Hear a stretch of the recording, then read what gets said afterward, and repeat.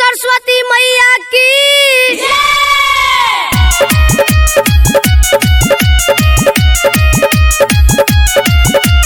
presented by माँ Siddheshwari recording studio सरसों।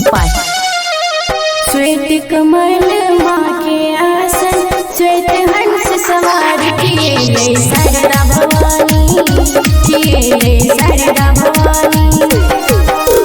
पूजब मानिक चरनिया बन के माँ के पुजार किए ले शारदा भवानी, किए ले शारदा भवानी। डीजे सुमित सतीश रईमा, सुमित सतीश रईमा, सुमित सतीश रईमा।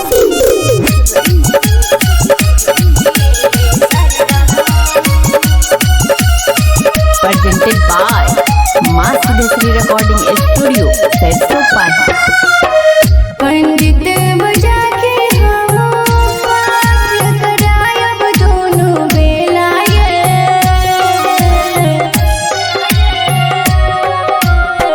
पंडित बजा के हम पाठ करायब दोनों बेलाए। लड्डू पान मेवा के भोग लगाबिए।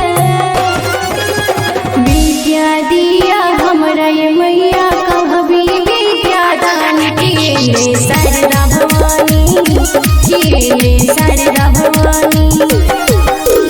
श्वेत कमल माँ के आसन, श्वेत हंस सवार किए ले शारदा भवानी, किए ले शारदा भवानी।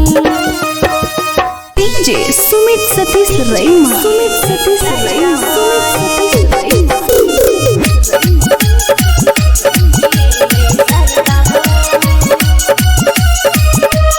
presented by माँ Siddheshwari recording studio Sarson. Writer Arvind लिखे आही के मैया गुण गानिए।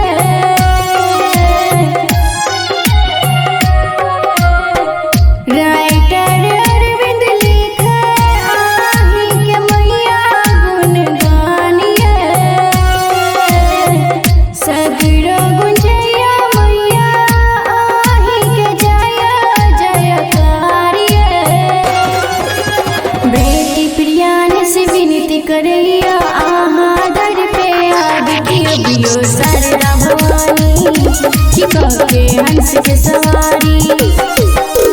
श्वेत कमल माँ के आसन, श्वेत हंस सवारी किए ले शारदा भवानी, किए ले शारदा भवानी।